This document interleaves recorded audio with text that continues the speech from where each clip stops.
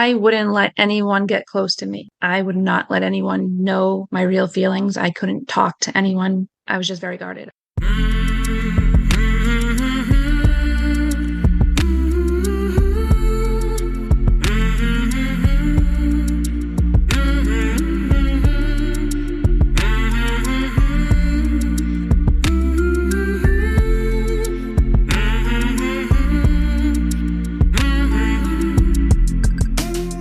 Hey there, my name is Sean, and this is Suicide Noted. On this podcast, I talk with suicide attempt survivors so that we can hear their stories.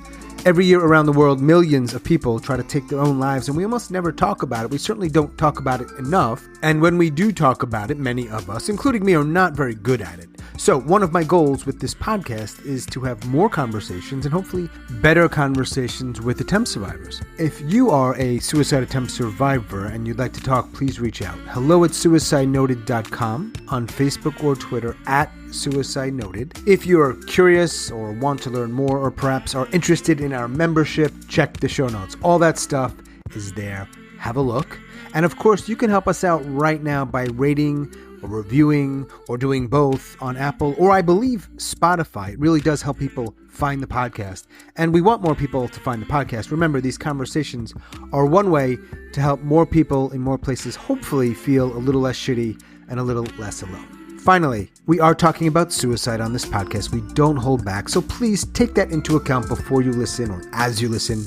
But I do hope you listen because there is so much to learn. Today, I am talking with Jackie. Jackie lives in Massachusetts, and she is a suicide attempt survivor.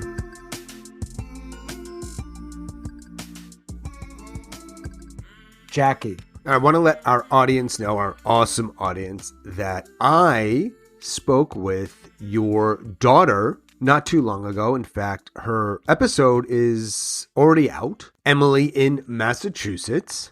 Is she in college now? Did she go? She did, but she's currently back home right now. She made it 2 weeks. She's trying to continue to attend classes. We don't want to pull her completely, but she realized she's struggling, can't be safe, and needs to be home. One of the things I remember, I said it on there, your mother is a badass, because she shared spousal stuff, a lot of stuff in the family. And I just remember thinking, your mother has been through a fair amount, that is for sure. And she did not disagree with me. It's been a long road. I mean, I was a young mom. She's not my only. There's 5 total, so she has 4 other siblings. My oldest, Caitlin, is 21. You have Emily, who is 19. She has a brother, Anthony, who is 18. She had another brother, Joseph, who I lost as a stillborn. And then she has a sister, Madeline, who's 16. And then my baby, Rebecca, is 11 and a half. Wow, that was a busy decade. It was. It was a lot. So the name of this podcast, as you know, is Suicide Noted. And you wanted to come on here for a couple reasons, right? One was because of your daughter's ECT treatment, or at least due in large part to that. Some of the stuff may not have been entirely accurate. The other part is you want to share stuff about your own life as a mother who's gone through this. And you're an attempt survivor. Yes. I've tried multiple times. I've had to share with my daughter. I had to open up to someone who's going through a lot so that she kind of understands that I understand. And I'm not just saying that to, comfort her. It's a true understanding. It's true battle. Never stops. What's it like to have a daughter who has tried to take her own life? It's one of those hard ones. It's like you understand, and I carry a lot of guilt. I carry guilt because it's like, did she get this from me? Because, I struggled as a teenager, and they say mental health can travel down. And then it's like, okay, well, I struggled. And then when they're in womb and they learn a lot of things, because it's like changing their chemical imbalance when they're growing inside. If you're constantly stressed and going through a lot of strong emotions, it affects the fetus before they're even born. There's just a lot of guilt on my part that I feel like I kind of contributed a lot to what she's going through. So I have 4 other living children besides Emily, and they all struggle, but some aren't as bad as Emily. They all have like the PTSD, the anxiety, the depression. But unfortunately, Emily is the extreme case where she has some severe PTSD. She has treatment-resistant depression. So nothing is working for her. You've been through your stuff, been or are going through your stuff. Both. I've been through some and I continue to go. I mean, the past is worse, but I try to explain to Emily, it's like your suicidal ideation might go away for some time, but there's always a trigger that can pop it back up. Yes, they leave sometimes easier than others, and sometimes they hang on. But dealing with depression and suicidal ideation, you're never completely healed and well. Never. You can have what they call like a remission period where you're having good things in your life, but something bad happens, can bring up all the trauma again, and you spiral back down. And it's just whether you have a good support system or you have the good skills and even a solid mindset to pull yourself back out a little bit easier. It all depends. Yeah. I imagine a good number of parents would do everything they can to sort of, for lack of a better word, sugarcoat things. But I am kind of really appreciating the fact that I'm sure you were kind about it, but you said, here's the truth. I have to be. Emily's the type of kid too that she knows if you're BSing. You have to be blunt with her. You cannot tiptoe around. And if you don't ask her the right questions, she will not answer. She'll tiptoe around and she'll be like, yeah, not bad. I'm like, not bad as how is your doing okay? Or you don't have a plan yet? Or, you have to blatantly ask her. If you don't ask her if she has a plan, she won't tell you. There's maybe one exception, and it's me, and I'll tell you why. She reached out to me after hearing the podcast, so she was already open to talking. I might be the only person in that particular category just because maybe it's like a stranger on the train type thing, right? Like she doesn't know me, but she's heard the podcast enough. She's like, all right, this guy seems okay. Yeah. I mean, I was shocked, but I mean, if a doctor comes in and even if she doesn't know them, like doctors will usually talk to the parent first. And I have to warn them, you just have to go right in. And I said, for like a lack of words, I'm like, you just have to go for the jugular and ask. I'm like, you have to ask the right questions because she's too smart. If you don't ask the right questions, you're not going to get the answers. The right questions are usually just the honest questions. Professionals and therapists, they're just used to trying to be nice and not wanting to trigger. And it's like, well, if you don't ask the right questions, she's not going to tell. Yeah. Got to go for it. And you got to be honest with her. I mean, if you sugarcoat and say, oh, it's not going to be that bad, and then it gets bad, she's not going to trust you. Which, you know what? I wouldn't either. No one likes to get bullshitted too. No one likes bullshit. Nobody. Well, there might be some people. It's just weird to me. Of course, people appreciate honesty. I mean, all right. So now the primary vehicle the primary goal is less about suicide loss survivors, suicide attempt survivors. So how many attempts, however you define that, and it might sound weird, but truly people define it a little differently sometimes, do you have in your life? 3 good ones that I attempted, and we'll say like I've come close to quite a few other times where if someone hadn't caught on, there would have been more. Do you recall more or less the ages of those attempts? Yeah. So my first one, I was 13.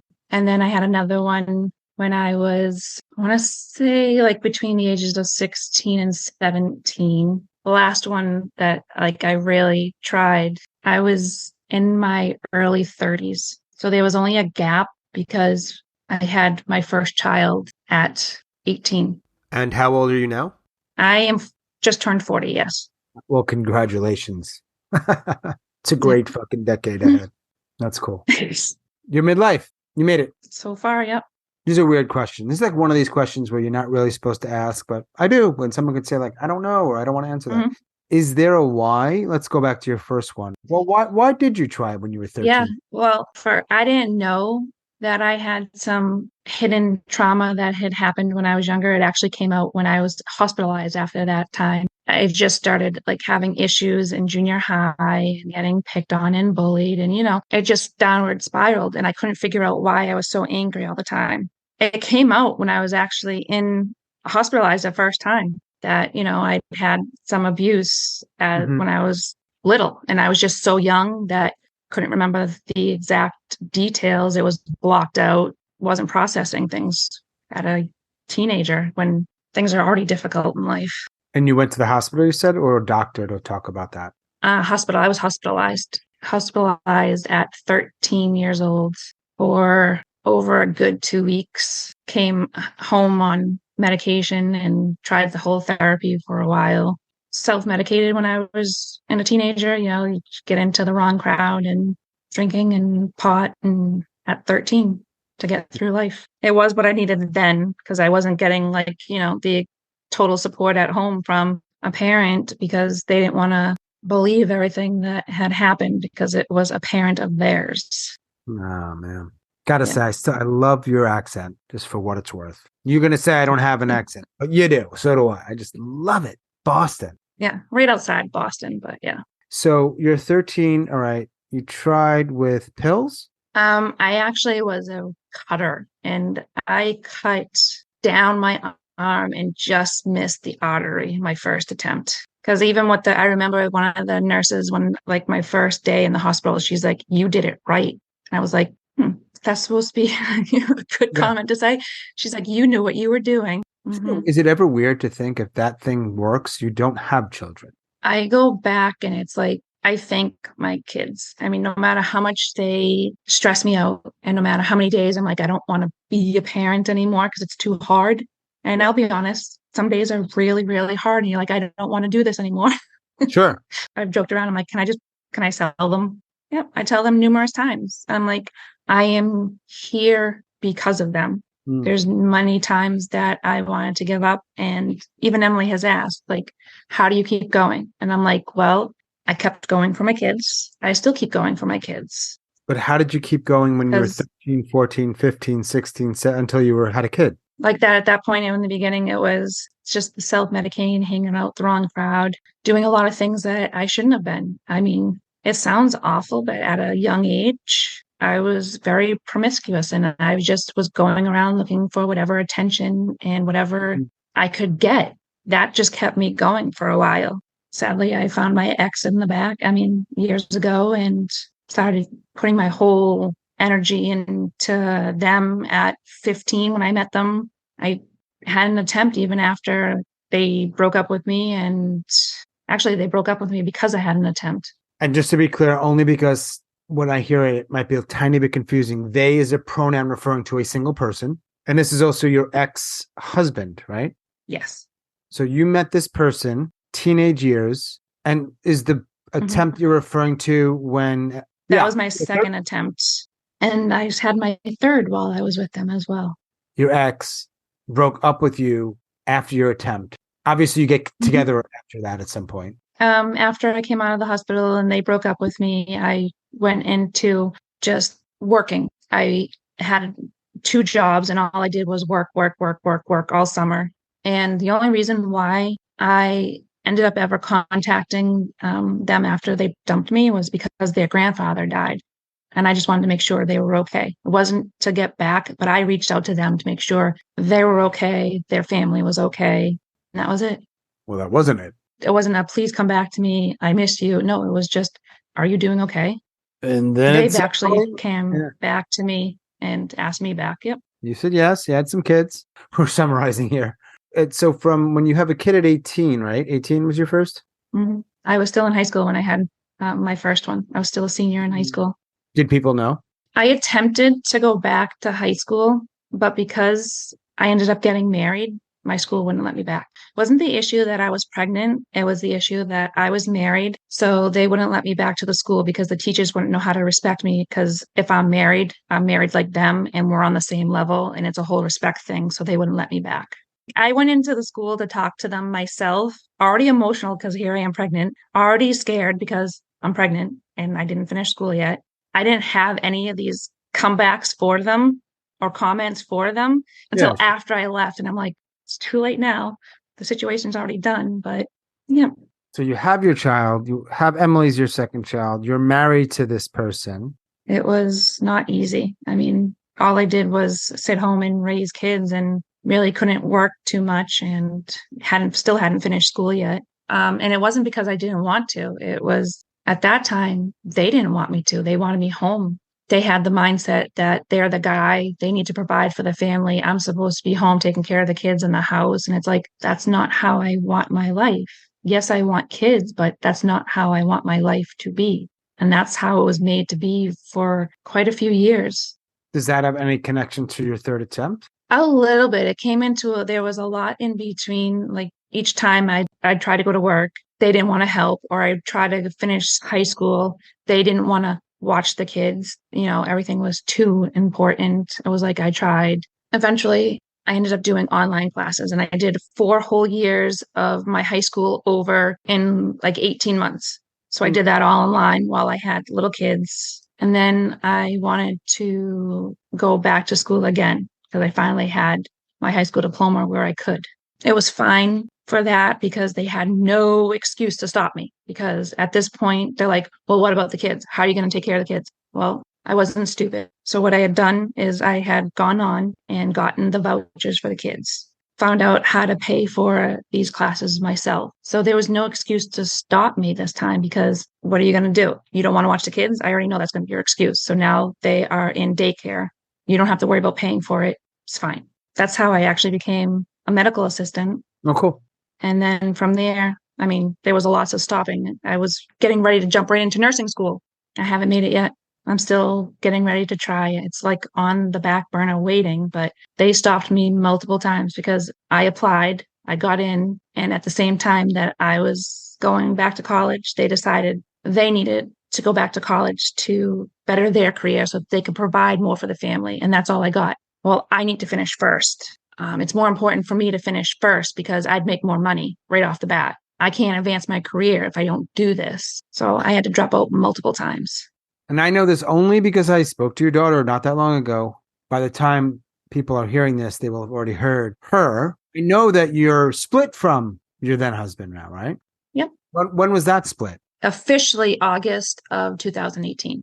And so your third and I believe final attempt was several years before then. I'm just doing the math here. You said you were 40, 35. That one, we split in August of 2018. I would say it was probably about 2016 or so. I had another attempt. I would probably say closer to 2017. I took a bunch of pills and chased it with alcohol. Do you ever wish that any of those attempts had worked? Sometimes I do. And then in the back of my mind, knowing that Emily wasn't struggling this bad at that point. So if I had not survived, she still wouldn't be here. You don't think she'd be here? I don't. Because if it was going to be inevitable and she was going to struggle with mental health and I wasn't here, I don't think she'd be here. The hospitals could barely keep her alive while she was even in the hospitals. Did you have a you in your life? Like she has you. Did you ever have anybody? No. So you were trying to do it mostly. It's hard. Do you ideate today? Do you think about ending your life still sometimes? I'd be lying if I said no.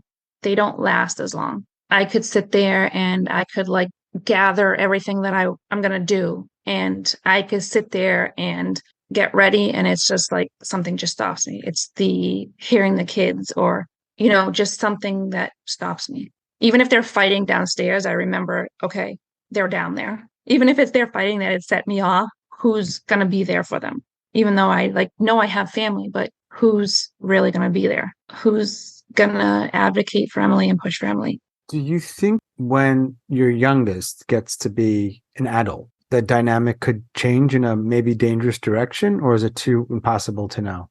Honestly, I can't say that it would. I mean, I'm hoping that, my kids are still there. And, at that point, hopefully we'll start having kids of their own. And I'd be looking forward to wanting to watch my grandchildren or helping them with their children, so that they're not struggling when they need a mental break from a child.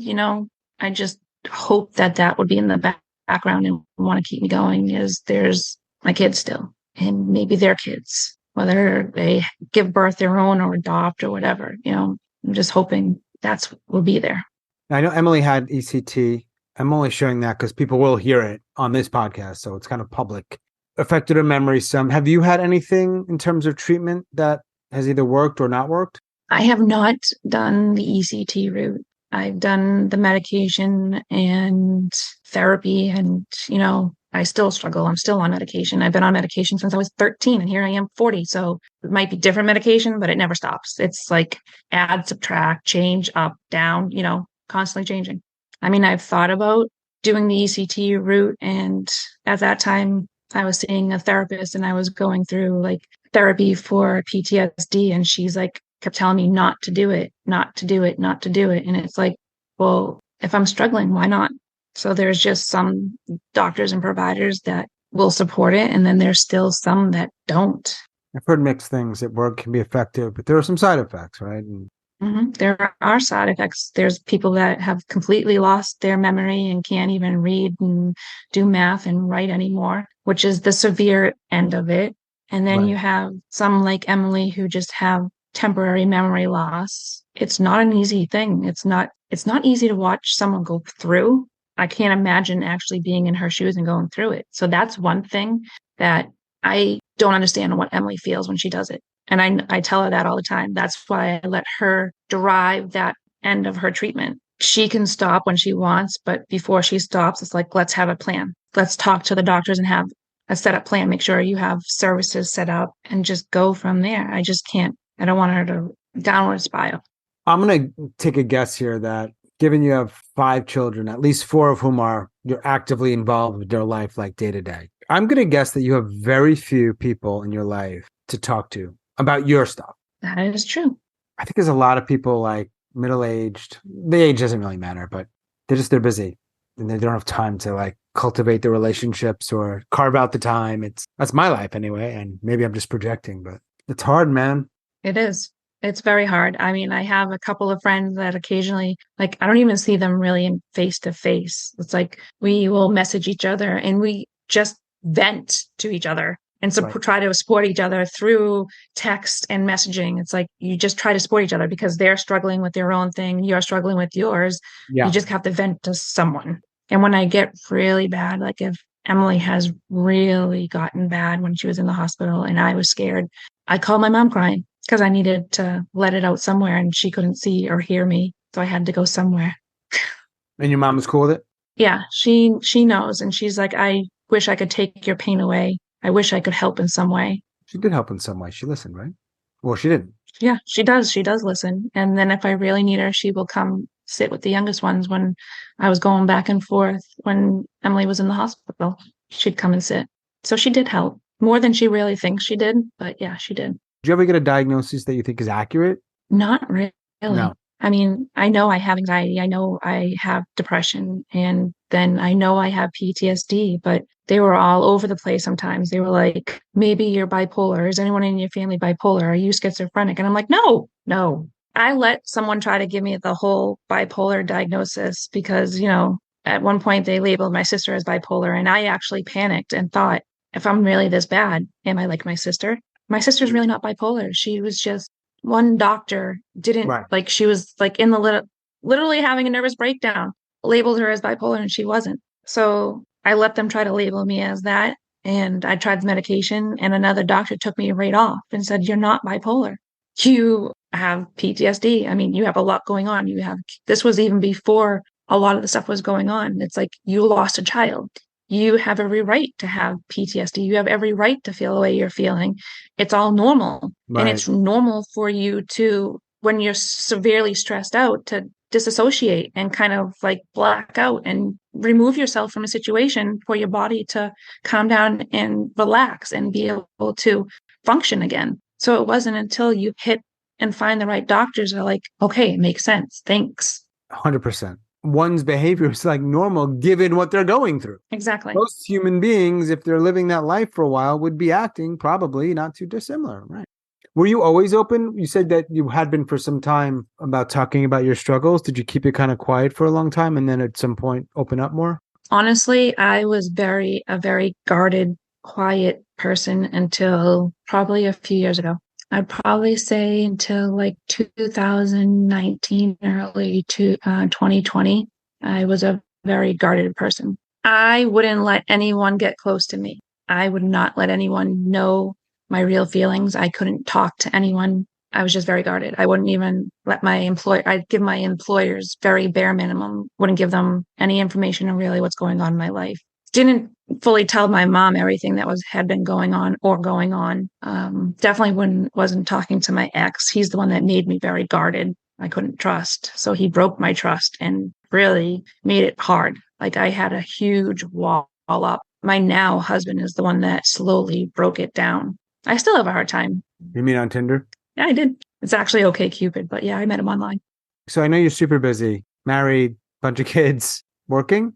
Oh yeah, I work full time. I don't know. How do you stay healthy and sleep enough? Some nights are hard, and especially since Emily has been sick, nights have been hard. She doesn't know that when she's really struggling, I set my alarm all through the night to get up and check on her. It's like having a baby. Just get up every hour, 2, 3 hours, and I set it randomly so she can't find a pattern. Because you're afraid of what? When she's really struggling and she has plans, but she's home, I just constantly wake up to check to make sure that she's quote unquote safe and still breathing, because that's my worst thing is I need to make sure she's breathing. If I remember correctly, you found her at least once. Is that right? I found her all the times. Yes. Yeah. So like, this isn't just you hoping you've Not done. me. It's not me panicking. Nope. Right. Right. It's me not wanting to have to do CPR on my child again. Yeah. Man, that's the sort of stress that I could never understand in terms of my own world. Like I can't. Yep, which is why it's like, why haven't you done this for yourself? Well, it's like I will eventually be able to take care of myself. I'll get there. What I need will eventually get done.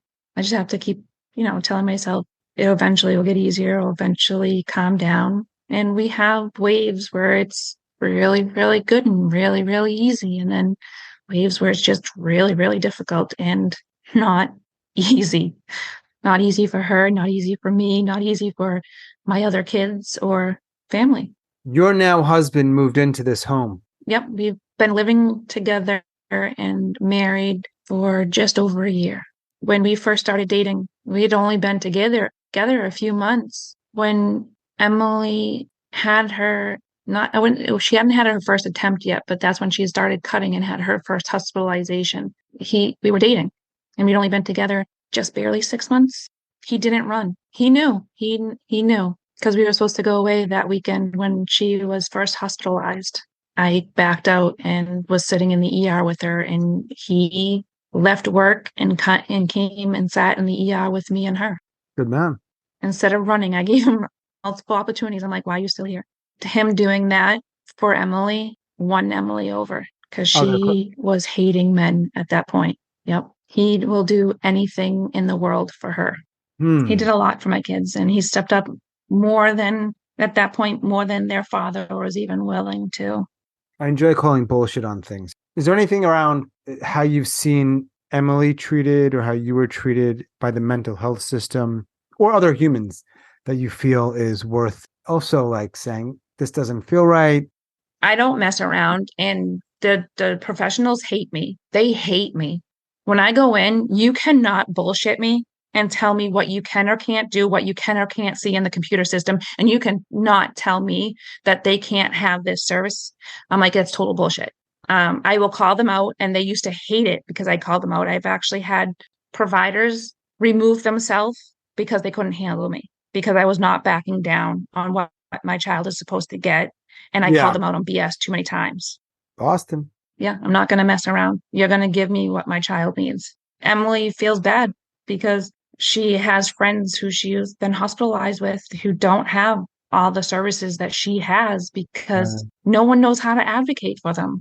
Or they put their trust in a system that shouldn't be trusted. Exactly. And even the whole system doesn't even know what's available out there. You have to push. And it's like, no, I know there has to be a service out there for this. And they're like, well, let's see. Let me ask. Because they don't know. They go back and ask someone else. And yes, lo and behold, there is that service. Yeah. I don't expect you to be able to answer this, but there was specific things about my conversation with Emily that you wanted to clarify? She doesn't remember some of her actual attempts and what led her to be actually hospitalized. And some of those are gone. She remembers some and she doesn't remember some because of the ECT, which in a way is a good thing. Yeah, I could see that. It's kind of a double-edged sword. And unfortunately, she's stuck in a broken system. The system needs to be better everywhere. Yeah. There's no one to advocate for anyone unless someone knows the system. Yeah. No one knows what's out there. People here in Massachusetts don't even know that if they are in the hospital and they feel like they're not doing well, they have the right, especially if they have mass health, they have the right to refuse to be sent home and wait for a hospital bed. Nobody knows. Instead, the hospitals will kick them out. Nobody, most people don't know these things, and there's probably all kinds of other things. Right. Mhm. If there's a certain hospital that they want to be in, they have the right to sit in a unit or even in the ER to wait for one of their top hospitals to become available. They don't have to take the first bed available. But yet the ER will tell you that if you don't take this bed, you won't have a bed. That's bullshit. And of course, you don't know any better. No one's there to help you out. And you're already in a probably rather vulnerable position. Yep. So it's like they know. They know. They know what they're doing. And unless you have someone that is going to advocate for these people, there's nothing. Some of the doctors don't even know. Like doctors that I work with didn't know that you can contact and set up guardianship to take care of a family member. Because like I had siblings in there and one was really, really struggling with mental health and the other sister didn't know what to do. And it's like, okay, well, first of all, you need to go get guardianship so that you can help with her care and map out her treatment because she cannot do it herself. And then told her that she needed to make sure she had this insurance so that she could get DMH so the DMH can step in. Doctors don't know this either. Doctors' offices don't know how to tell this for their patients. I have an idea about someone who might be a really good advocate. Just throwing it out there. Not that Yeah, I've thought about it, but eventually I have to go to school to do that. Nonprofit or even working for one of these nonprofits, they're not going to take you in unless you have some type of formal training or education. And all I have is my MA license and personal experience. I wouldn't sell yourself too short. I think I don't know what these organizations do in terms of patient advocacy, but obviously whatever it is, there's still a lot of problems. So you're the person who's filling all these holes in. All the stuff that you just told me, nobody's talking about. Well, then somebody should be. Now, I know it's not easy. I know. And it's sad. And it's like, I watch other people struggle and it's like, this is what you need to do. And anybody who knows me personally, if they have problems or they know a family member who's struggling, I get those texts and those messages to help them walk through what they need. So, I mean, I'm doing some now, but not much, just what I can, because it's not a great system. No. Well, what else would you like to share? This has been very interesting for me. Well, I think there's not a lot of people that, I guess it's like still taboo for some people. It's like my kid's struggling. Well, I'm sorry. Like mine is too. And let me let you know that you're not alone. Like, yeah, you don't need to hide it. Let people know, because if there's something that you don't understand or you can't navigate, someone else might have some advice to be able to help you. And you realize that there's more services and people out there to help. But it wasn't that long ago, and maybe I misunderstood this, where you weren't talking so much. You had to be ready to talk about your own stuff. It's hard because people are doing their stuff and they're only kind of ready when they're ready. But I do think sometimes a nice kick in the ass could be helpful if it's kind of not. It is. They're ready when they're ready. But at the same time, it's like if you have someone who's not going to judge you and understands, it's easier to talk. I didn't talk because I felt judged and belittled and, not important because of my ex. And that's not the case. Like I was always made to feel dumb and like I didn't know what I was doing. They kind of hid me from their coworkers and they didn't care about me being a medical assistant or finishing school until I got one of my good jobs at a major hospital and all his coworkers were impressed. And it was like, oh yeah, that's my wife. Status obsessed. Love those people. Would there be any value here for the audience to have a slightly better understanding of why you're referring to your ex-husband as they, or is it irrelevant? Doesn't matter. I think in Emily's, she said that their dad has transitioned, and I struggle saying she or her because all my memories are of them as a him. Yeah. So it's easier for me to say they or them because they were he. So your ex goes by she. Yes. It's so interesting because you're saying they and Emily says he. And I've had this conversation with my ex because I'm like, I'm not doing it to be disrespectful. So when I talk, I say they or them. and discussing them with other people, I use they or them. I have a really hard time saying her or she. I either have to say their name as their now name or use they or them. I have over 20 years of them in my life as one sex, and I can't just wipe that all out and then start calling them by something else. So I try to be respectful, but it's hard. I would imagine being married to somebody, it sounded like there were some challenges for sure, and then they transitioned to a woman. It's hard. Mm-hmm. Are you bitter that the Patriots aren't very good anymore? The football isn't one of my stronger ones. I'm more hockey and baseball. Are you bitter that the Boston Red Sox aren't very good anymore?